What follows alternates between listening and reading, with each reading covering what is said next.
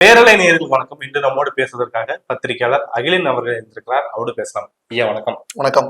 யோகேந்திர யாதவ் ஒரு இன்டர்வியூ கொடுத்திருக்காரு. அதுல 2 மாசத்துக்கு முன்னாடி வரைக்கும் பிஜேபி தான் வரும் அப்படின்னு சொல்லிட்டு இருந்தவர் இப்ப ஒரு மாற்றம் தென்படுது அப்படின்னு சொல்லியிருக்காரு. இந்த மாற்றத்தை அவர் எப்படி அக்னாலேஜ் பண்றாரு நீங்க நினைக்கிறீங்க? முதல்ல யோகேந்திர யாதவ் யாருன்னு பார்த்தோம்னா, அவர் இந்த அரவிந்த் கெஜ்ரிவால் ஆம் ஆத்மி பார்ட்டியை கட்டமைக்கும் போது அவர் கூட இருந்த ஒரு நபர். டெல்லியை சுத்தி இருக்கக்கூடிய பிற மாநிலங்கள் இருக்கு இல்லையா, ஹரியானா இருக்கு, ராஜஸ்தான் இருக்கு, உத்தரப்பிரதேசம் இருக்கு, இந்த எல்லை பகுதிகளில் இருக்கக்கூடிய கிராமங்கள்ல தொடர்ந்து சுற்றுப்பயணம் மேற்கொண்டு அங்க இருக்கக்கூடிய மக்கள் கூட தொடர்ந்து கனெக்ட்ல இருக்கக்கூடிய ஒரு நபர், ஒரு பொலிட்டிக்கல் ஆக்டிவிஸ்ட், ஒரு செஃபாலஜிஸ்ட்னா பொலிட்டிக்கல் ரிசல்ட்ஸ, எலெக்ஷன்ஸ ஒரு ஸ்டாட்டிஸ்டிக்கல் அடிப்படையில ஆய்வு செய்யக்கூடிய ஒரு நபர். அந்த துறையில ஒரு வல்லுநர். தொடர்ந்து முன்னாடி சட்டமன்ற தேர்தலா இருக்கட்டும் அல்லது நாடாளுமன்ற தேர்தலா இருக்கட்டும், இந்த தேர்தல்களில் விழுகிற இந்த வாக்கு சதவீதம் இதை பற்றி கால்குலேட் பண்ணக்கூடிய, அதன் முடிவுகளை கணிக்கக்கூடிய ஒரு நபர்.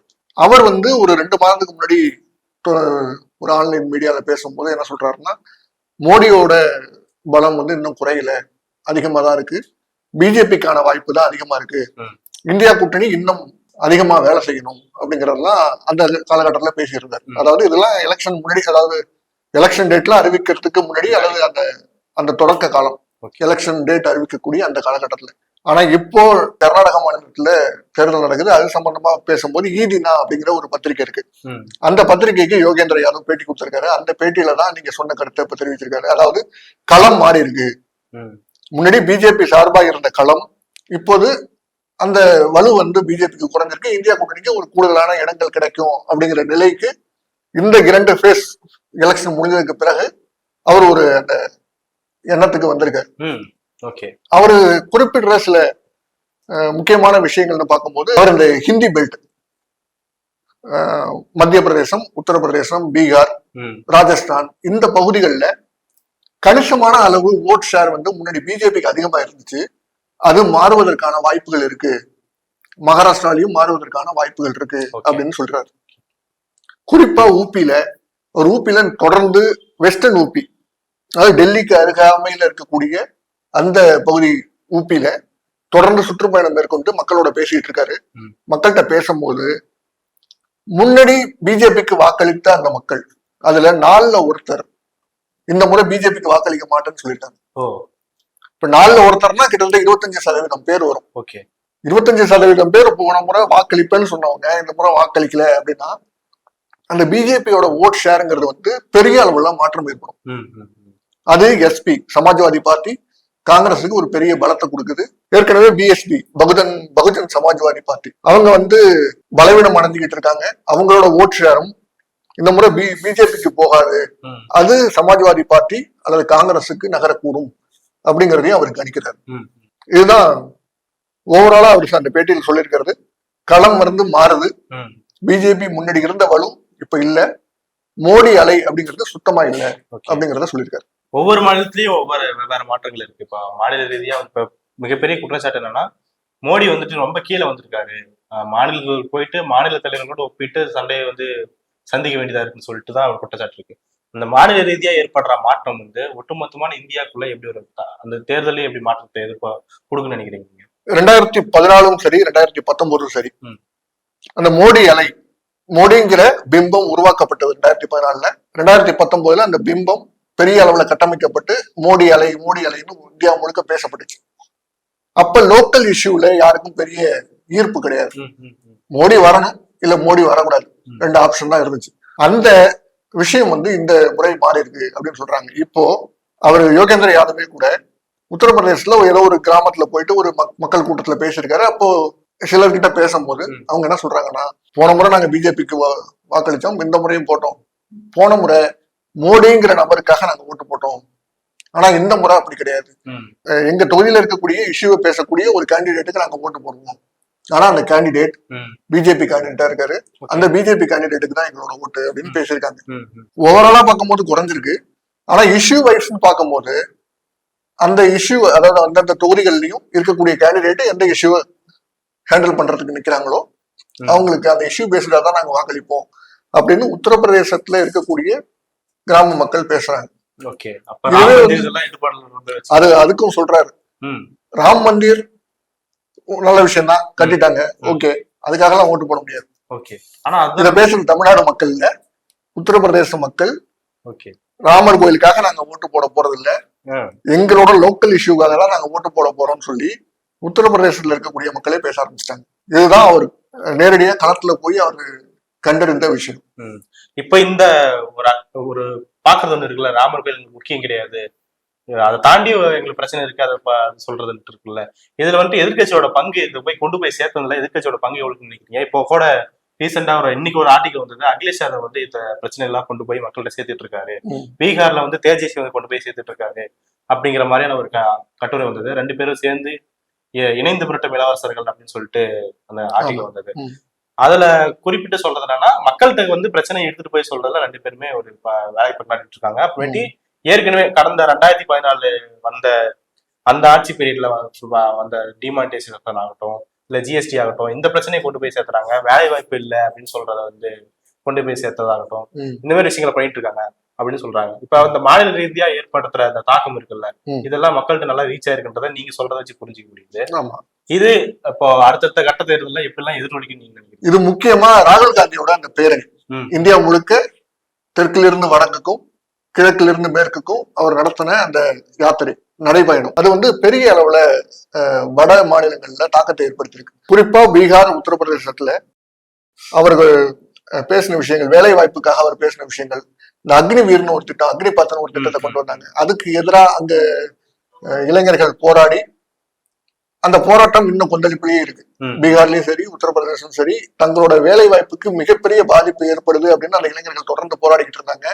அந்த இளைஞர்களோட கோரிக்கையை அட்ரஸ் பண்ணிருக்காரு, அதை வந்து என்டாஸ் பண்ணிருக்காரு ராகுல் காந்தியா இருக்கட்டும், தேஜஸ்வி யாதவா இருக்கட்டும், அகிலேஷ் யாதவா இருக்கட்டும். இளைஞர்களோட வேலை வாய்ப்பு தான் முக்கியம் அப்படிங்கிறத வந்து கொண்டு போய் சேர்த்துட்டாங்க.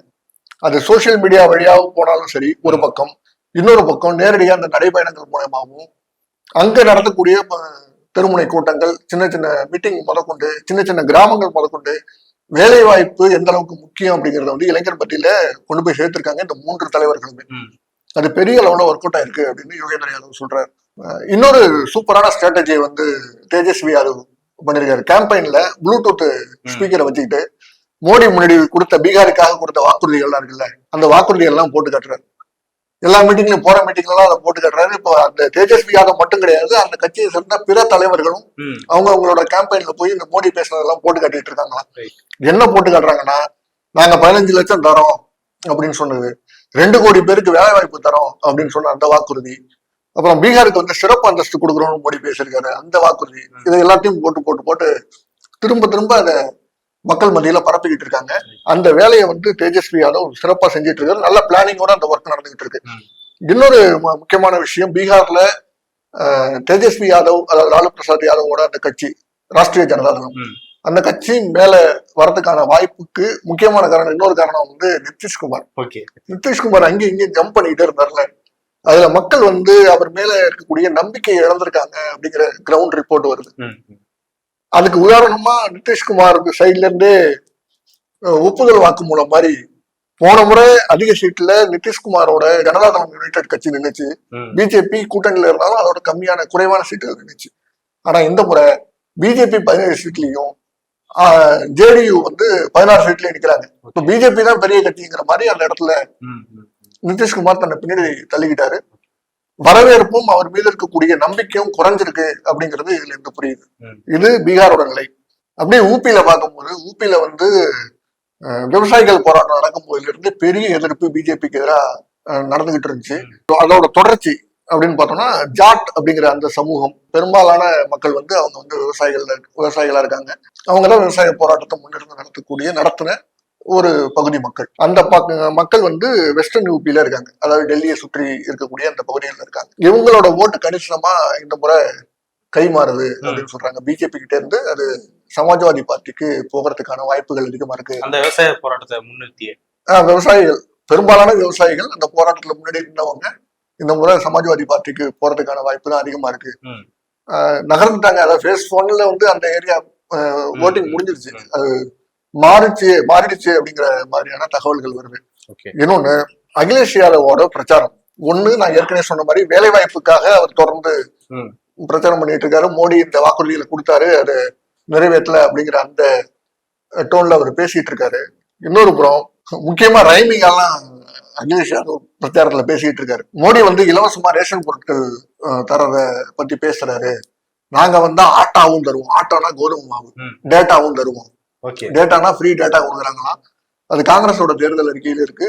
மாணவர்களுக்கு இலவசமா டேட்டா, செல்போன் டேட்டா வந்து கொடுக்கறதா ஒரு தேர்தல் அறிக்கையில சொல்லியிருக்காங்க. அவங்களோட தேர்தல் அறிக்கையில சொல்லியிருக்காங்க. அதேதான் அகிலேஷ் யாதவ் சொல்றாரு. அவரோட தேர்தல் சமாஜ்வாதி தேர்தல் அறிக்கையிலும் அது இடம்பெற்றிருக்கா அப்படிங்கிறது தெரியல. ஆனா இந்த விஷயத்த அவர் சொல்றாரு, தொடர்ந்து பேசுறாரு. ஆக உணவு அப்படிங்கிறதுக்கும் முக்கியத்துவம், கல்விங்கிறதுக்கும் முக்கியத்துவம் அப்படிங்கிறது தான் இந்த அகிலேஷ் யாதவோட பிரச்சாரம் மேற்கொள்ளப்படுது. அதுல முக்கியமா நான் ஏற்கனவே சொன்ன மாதிரி வேலைவாய்ப்பு. வேலைவாய்ப்பு தான் மிகப்பெரிய பிரச்சனையா உத்தரப்பிரதேசம், பீகார் போன்ற மாநிலங்கள்ல இருக்கு. ஏன்னா பெரும்பாலான இளைஞர்கள் உத்தரப்பிரதேசம், பீகார்ல இருந்தா பிற மாநிலங்களுக்கு புலம்பெயர் தொழிலாளர்களா போறாங்க. அவர்களுக்கு அங்கேயே வேலைவாய்ப்பை உருவாக்க வேணும் அப்படிங்கிற நோக்கத்துல இந்த இரண்டு தலைவர்களும் அங்க பேசிட்டு இருக்காங்க. ராகுல் காந்தி பாத யாத்திரையும் சரி இதையேதான் பேசிச்சு. இதுல முக்கியமா புரிஞ்சுக்க வேண்டிய விஷயம் என்னன்னு சொல்றாங்க. இப்ப நான் கேள்விப்பட்டது என்னன்னா, அந்த அக்னிபத் திட்டம் பிரச்சனை வரும்போது என்ன சொல்றாங்கன்னா, இது வந்து உழைக்கும் மக்களுக்கு மிலிட்ரி அப்படிங்கறது வந்து ஒரு ப்ரைடாவே இருக்குது.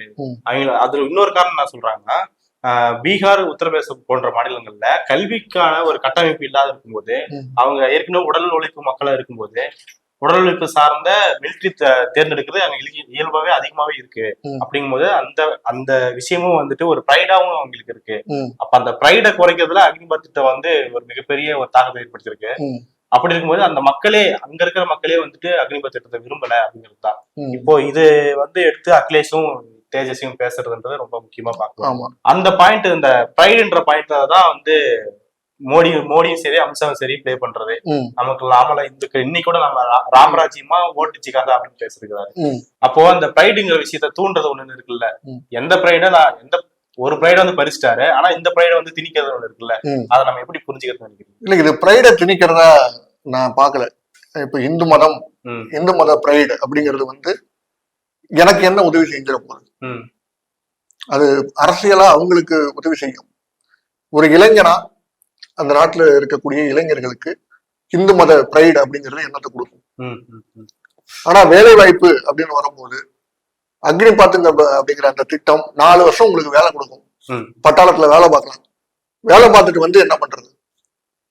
அது டெம்பரரி ஜாப், ஒரு கான்ட்ராக்ட் ஜாப். எப்படி வந்து நீங்க பெரிய பெரிய தனியார் நிறுவனங்கள்ல சின்ன சின்ன வேலைகளுக்கு, இப்போ ஒரு கார் கம்பெனியா இருக்குன்னா கார் கம்பெனில டோரை ஃபிட் பண்றதுக்குன்னு ஒரு 1000 பேர் எடுப்பாங்க. அவங்க ஒரு வருஷத்துக்கு வச்சுப்பாங்க, அதுக்கப்புறம் அனுப்பி விட்டுருவாங்க. அவங்களை கண்டினியூ பண்ண போறது கிடையாது. இந்த மாதிரி தான் அந்த அக்னிபாத் திட்டம். 4 வருஷம் கழிச்சு அவங்களை துரத்தி விட்டு இன்னும் ஒரு அடுத்த இளைஞர்கள் பட்டாளத்தை கொண்டு போய் உள்ள தள்ளி அவங்களுக்கு வேலை கொடுக்குறோம் அப்படின்னு சொல்லி அவங்களை அனுப்பி விட்டுற போறாங்க. இது பர்மனன்ட் ஜாப் அப்படிங்கிறது கிடையாது.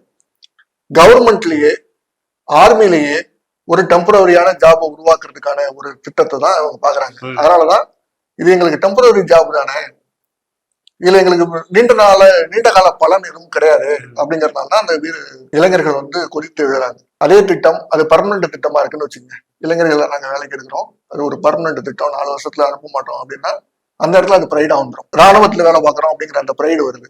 மக்களை காக்கிறதுக்காக நாங்க நிக்கிறோம் அப்படிங்கிற ஒரு ப்ரைடு, எங்க நாட்டுக்கு பாதுகாப்பா இருக்கேன் அப்படிங்கிறது வந்து ஒரு ப்ரைடு. நான் ஹிந்துங்கிறதுல என்ன ப்ரைடு? இந்த ப்ரைடுக்கும் அந்த ப்ரைடுக்குமான வித்தியாசம் இதுதான். அந்த ப்ரைடு, இந்த ப்ரைடுக்கான வித்தியாசம் சொல்றீங்களா? அது வந்து புரிஞ்சுக்கிறதுக்கான தன்மை வந்து அந்த உத்தரப்பிரதேசம் நீங்க முன்னாடி சொன்ன போது ராமர் கோயில் முக்கியத்துல எங்களுக்கான பிரச்சனைகள் முக்கியன்றத மக்கள் வந்து புரிஞ்சுக்கிட்டாங்கன்னு சொல்றீங்க. இப்ப இந்த ப்ரைடுக்கான வித்தியாசத்திலையும் வந்து புரிதலுக்கு வந்துட்டாங்க எடுத்துக்கலாமா? ஆமா, அதனாலதான் அவங்க போராடவே வராங்க. அந்த ப்ரைடுன்னு கூட நீங்க பார்க்க வேண்டாம், அது வாழ்வாதாரம்னு பாருங்க. அந்த இடத்துல நீங்க ப்ரைடு வந்து நீங்க பர்மனண்டா ஒரு ராணுவ வீரர் ஆகும்போது அது ப்ரைடுன்னு நீங்க எடுத்துக்கலாம். இப்போதைக்கு அவங்களோட வாழ்வாதாரம், அது வாழ்வாதாரத்துக்கான சிக்கல். பெரும்பாலான இளைஞர்கள் அந்த ராணுவ வேலை வாய்ப்பை நம்பி இருக்கும் போது அவங்கள பர்மனன்ட் கிடையாது, கான்ட்ராக்சுவல் ஜாப் தான் அப்படின்னு தடுக்கும் போது, நிறுத்தும் போது அவங்களோட வாழ்வாதாரத்துக்கு ஒரு முட்டுக்கட்டியா இந்த அரசு செயல்படும் போது அந்த இடத்துல இருந்து அவங்க போராட வராங்க. இப்போ கர்நாடகாவை எடுத்துக்கலாம். கர்நாடகால இப்பதான் 14 நடந்துருச்சு. இப்ப 14 தொகுதிக்கான தேர்தல் நடந்துட்டு இருக்கு. இப்போ வந்து அசம் தொகுதியில அந்த பிரஜ்வால் ரேவண்ணோட வீடியோக்கள் அந்த அராஜகம் வெளியாகி ரொம்ப பெரிய பேசுபொருளா மாறிட்டு இருந்தது. ம். ஆனா என்ன சொன்னாங்கன்னா, அந்த அசன் தொகுதியில் ஏற்கனவே தேர்தல் நடந்து முடிஞ்சிருச்சு. ம். அந்த தொகுதியில் மட்டும் தான் தாக்கல் செலுத்தக்கூடும், மத்த தொகுதியில தாக்கல் செலுத்துறதுக்கு அவ்வளவா வாய்ப்பு இல்லை அப்படின்னு தான் சொல்றதை பார்க்க முடியுது. ம். யோகேந்திர யாதவ் இதுல என்ன சொல்றாரு? யோகேந்திர யாதவ் சொல்றதை விட ஈதினா வந்து என்ன ம். கருத்து சொல்றாங்க அப்படின்னு பார்ப்போம். எனக்கு ஈதினா தான் கர்நாடகால கிரவுண்ட்ல போய் ஒர்க் பண்ணவங்க. அவங்க தான் ஏற்கனவே ப்ரீ போல் எக்ஸிட் போல் அவங்க சொன்னதுதான் நடந்திருக்கு கர்நாடகால அசம்பிளி எலெக்ஷன்ல. ம்.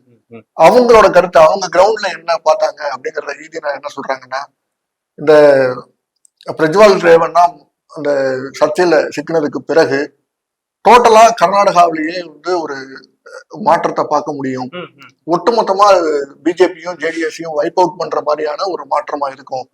பெரிய டஃப்பான தொகுதிகள்னு பார்க்கும்போது நீங்க பெங்களூர் சிட்டிஸ ம். சொல்லலாம். பெங்களூர் சிட்டிஸ் பெங்களூரை சுத்தி இருக்கக்கூடிய தொகுதிகளை தான் வந்து ரொம்ப டஃப், காங்கிரஸுக்கு டஃப்பா இருக்கும், பிஜேபிக்கு வலுவா இருக்கும் அப்படின்னு சொல்லுவாங்க. ம். அந்த ஏரியால தேர்தல் முடிஞ்சிருச்சு. ம். மற்ற ஏரியாவில ஒட்டுமொத்தமா இந்தியா கூட்டணிக்கு ஆதரவான ஒரு நிலை வரதுக்கானதான் வாய்ப்பு இருக்கு. ஏன்னா பிரஜ்வால் ரேவண்ணாவோட அந்த சர்ச்சைங்கிறது வந்து அந்த அளவுக்கு தாக்கத்தை மக்கள் மத்தியில ஏற்படுத்தியிருக்கு ம். அப்படின்னு ஈதினா பத்திரிகையில சொல்றாங்க. யோகேந்திர யாதவ் என்ன சொல்றாருன்னா, ஏற்கனவே 23 தொகுதிகளை வந்து பிஜேபி ஜெயிச்சிருந்துச்சு ம். ம். முன்னாடி ம். 2019 நாடாளுமன்ற தேர்தல்ல. ஆனா இந்த முறை அவ்வளவு வராது. ஏறக்குறைய 10ல இருந்து 12 சீட்டு வந்து குறையறதுக்கு வாய்ப்பு இருக்கு. ம். என்ன ஒரு அதிகபட்சம் போனா உங்களுக்கு 15 சீட்டை தாண்டி பிஜேபியால கர்நாடகாவில ஜெயிக்க முடியாது ஓகே. அப்படின்னு சொல்றாரு. இன்னொரு விஷயமும் சொல்றாரு, ஒரிசால இருந்து ஒரிசா, ஆந்திரா, தெலுங்கானா, தமிழ்நாடு, கேரளா, கர்நாடகா இத்தனை மாநிலங்கள்லயும் ஒட்டுமொத்தமா பார்க்கும் போதே ஒரு 10 சீட்டு ஜெயிக்கும். 10ல இருந்து 15 சீட்டு தான் பிஜேபியால ஜெயிக்க முடியும். ம். ம். ம். அங்கங்க 1-2 ஜெயிச்சிடும், தமிழ்நாட்டுல 1 ஜெயிச்சிடும், கேரளால 1 ஜெயிச்சிடும்னு சொல்லிட்டு இருக்காங்க. அதெல்லாம் வாய்ப்பே இல்லை. ம். இது பிஜேபி தலைமைக்கே தெரியும். சவுத்துல 10 தான், அதுக்கு மேல வருதுன்னா உங்களுக்கு எக்ஸ்ட்ரா தான் ம். அப்படின்னு யோகேந்திர யாதவ் சொல்றாரு. ஓகே. இப்போ இந்த லிஸ்ட்ல வந்து ராஜஸ்தானும் உள்ள சேர்த்துக்கிறாரு அவரு. ம். போன தேர்தல்ல சேச்சுரேஷன் பாயிண்ட் 25 எட்டிட்டாங்க முழுசா. ம். அங்க பெறுவதற்கு ஒன்றுமே இல்லை அப்படின்னு சொன்னதுதான். அப்ப இழக்கிறதுக்கு ஏதாவது இருக்குன்னு நினைக்கிறீங்களா? யோகேந்திர யாதவோட பேட்டியில முக்கியமா நீங்க கவனிச்சீங்கன்னா ஒரு 4 ஸ்டேட்ஸ் வந்து ரொம்ப முக்கியமா சொல்றாரு. ம். வெஸ்ட் பெங்கால், பீகார், ராஜஸ்தான், மகாராஷ்டிரா இந்த 4 தொகுதிகள்ல மிகப்பெரிய அளவுல ஷிஃப்ட் நடக்கும், ம். ம். ஸ்விங் ஆகும் அப்படின்னு சொல்றாரு. ஸ்விங்னா பொதுவா என்ன சொல்லுவாங்கன்னா, ஒட்டுமொத்தமா போன தேர்தல்ல ஒரு பக்கம் இருந்திருக்கும், அது இந்த பக்கம் மாறதுக்கு ம். ஒரு பெரிய ஸ்விங், வேற பக்கம் எதிரணிக்கு வாய்ப்பா அமையும் அப்படிங்கிற மாதிரி அவரு அதுதான் ஸ்விங்னு சொல்றாங்க. அதுதான் அவரு சொல்றாரு. ம். ம். மகாராஷ்டிராவை பொறுத்த வரைக்கும் ஏற்கனவே உத்தவ் தாக்கரேவும் பிஜேபியும் சேர்ந்து கூட்டணியில நின்று போன எலெக்ஷன் சந்திச்சாங்க 2019. ஆனா இப்போ வந்து அந்த கட்சியை உடைச்சிருக்கிறதுனால மக்கள் மத்தியில உத்தவ் தாக்கரே மேல ஒரு மிகப்பெரிய அனுதாபம் இருக்கு. அது உத்தவ் தாக்கரே சைடுக்கும் ராகுல் காந்தியோட அணுகுமுறைகளுக்கும், அவரோட நடைபயணமா இருக்கட்டும் அல்லது அவருடைய பொலிட்டிக்கல் சார்ந்த அணுகுமுறைகளா இருக்கட்டும், ஒரு மக்கள் மத்தியில ஒரு நல்ல நம்பிக்கையை கொடுக்குது. அதனால உத்தவ் தாக்கரே பக்கம் தான் அவங்களோட ஓட்டுகள் அமையும் அப்படின்னு. இன்னொரு பக்கம் சரத்பவார் அங்கேயும் வந்து கட்சியை உடைச்சிருக்காங்க. சோ அது எல்லாமே வந்து ஒரு அனுதாப அலை மூலமா கண்டிப்பா அது உத்தவ் தாக்கரே, சரத்பவார் அணி, காங்கிரஸ் இந்த சைடு தான் அது நகரும். அதனால அந்த மகாராஷ்டிரால ஒரு ஸ்விங் இருக்கும் அப்படின்னு சொல்றாங்க. அடுத்தது ராஜஸ்தான்ல சட்டமன்ற தேர்தலில் பெரிய அளவுல காங்கிரஸ் முக்கியமான ஆட்களை நிறுத்தல, பெரிய சிரத்தையோட அங்க ஒர்க் பண்ணல. ஆனா இந்த முறை அசோக் கெலாட் வந்து ரொம்ப நல்லா ஒர்க் பண்ணிருக்காரு. அதாவது மக்கள்கிட்ட பேசும்போது அசோக் கெலாட் நல்லவர் தான், ஆனா ஓட்டு நாங்க மாத்தி போட்டோம் அப்படின்னு பேசுறாங்களா மக்கள். அது வந்து இப்ப நாடாளுமன்ற தேர்தலை பொறுத்த வரைக்கும் அங்க யாரு சிஎம்னு அந்த ஊர் மக்களுக்கே தெரியலங்கிறாரு. அசோக் கெலாட் ஒரு அறிந்த முகம், சச்சின் பைலட் ஒரு அறிந்த முகம் காங்கிரஸ்ல. அந்த பக்கம் பிஜேபியில பாத்தீங்கன்னா வசுந்தரா ராஜே சிந்தியான்னு இருந்தாங்க, முன்னாள் முதலமைச்சர். அவங்க வந்து ஒரு அறிந்த முகம். அந்த ஜெய்ப்பூர் அந்த ராஜ பரம்பரையை சேர்ந்தவங்க நினைக்கிறேன். இவரு ஜோதிராதித்ய சிந்தியா இவங்களாம் சொன்னக்கிறவங்க. அவங்களோட ரீச்சும் வந்து மக்களுக்கு மத்தியில நிறைய இருந்துச்சு. ஆனா இப்போ வந்திருக்கிற சிஎம்னு யாருன்னே தெரியல அப்படின்னு அந்த ஊர் மக்களுக்கே தெரியல அப்படிங்கிற நிலைதான் இருக்கு. ஆக்சுவலா ராஜஸ்தான் என்ன பண்றாருன்னா, புதுசா வந்து ஓபிசியோட ரெப்ரசன்டேஷனா வந்து முதலமைச்சர் நிறுத்திட்டாங்கன்னு சொல்றதா அங்க பேக்ல இருக்கு. அப்போ ஓபிசியோட ரெப்ரசன்டேஷன் இல்ல, அது யாருன்னே தெரியல அவனுக்கு. அது ஒரு பொம்மை அப்படின்னு நினைக்கிறாங்க. ஓகே. மோடி வச்சிருக்கிற ஒரு பொம்மை. மோடி சொல்றதை கேட்கறது, சைன் பண்றது, அவர் சொல்றதெல்லாம் இங்க செய்யறதுக்கான ஒரு ஆள், ஒரு அட்மினிஸ்ட்ரேட்டர். அவர் சிஎம் கிடையாது. பீப்புளோட ரெப்ரஸன்டேட்டிவா அவர் ஒர்க் பண்ணல. அவர் மேல என்ன சொல்றாங்களோ அதுக்கான கையெழுத்தை இங்க உட்காந்து போடுறாரு. ஒரு ஐஏஎஸ் ஐபிஎஸ் ஆபீசர் மாதிரி ஒரு சிஎம் அங்க செயல்பட்டு இருக்காரு அப்படிங்கறதா ராஜஸ்தான் மக்களோட எண்ணம். அதனால அந்த இடத்துல ஸ்விங் ஆகும். திரும்ப அசோக் கெலாட் சைடுக்கு, காங்கிரஸ் சைடுக்கு அந்த ஓட்டு ஷிஃப்ட் ஆகும் அப்படின்னு அங்க சொல்றாங்க. அடுத்து வெஸ்ட் பெங்கால். வெஸ்ட் பெங்கால்ல போன மாதம் வரைக்கும் பிஜேபி வந்து மேல வர்றதுக்கான வாய்ப்பு இருக்கு. டிஎம்சி, அதாவது மம்தா பானர்ஜியை விட அதிகமான தொகுதிகளில் பிஜேபி வெல்லும் அப்படின்னு நான் நினைச்சுக்கிட்டு இருந்தேன். ஆனா தொடர்ந்து அடுத்தடுத்த நடவடிக்கைகளை பார்க்கும்போது, அந்த ஊர் மக்கள்கிட்ட பேசும்போது, அவங்க இப்ப பெற்று இருக்கக்கூடிய அந்த 18 தொகுதிகளில் வெல்றதே அவங்க கஷ்டப்படணும். 18 மெயின்டைன் பண்ணிட்டாங்கனாலே பரவாயில்ல அப்படிங்கிற நிலையில தான் வெஸ்ட் பெங்கால் இருந்தான். அப்போ பீகாரும் பேசியாச்சு, வெஸ்ட் பெங்காலும் பேசியாச்சு, மகாராஷ்டிரம் பேசியாச்சு, ராஜஸ்தான், இந்த முக்கியமான பகுதிகள் ஊபியை தாண்டி அந்த பெல்ட்ல பிஜேபிக்கு வாய்ப்பு இருக்கக்கூடிய பகுதிகள்னு பார்க்கும்போது இந்த மாநிலங்கள், அதுலயே வந்து பெரிய அடிகை பிஜேபி வாங்குங்கிறது தான் இந்த 3 ஃபேஸ் எலெக்ஷன்ஸ்ல நமக்கு கிடைத்திருக்கக்கூடிய தகவல்கள். நம்ம வந்து இப்போ குஜராத், பஞ்சாப், நார்த் ஈஸ்ட், டெல்லி, இதை எல்லாத்தையும் பத்தி இன்னொரு நிகழ்ச்சியில கூட பேசலாம். தொடர்ந்து பேசலாம். நிறைய விஷயங்களை பண்ணிட்டீங்க. நன்றி. நன்றி.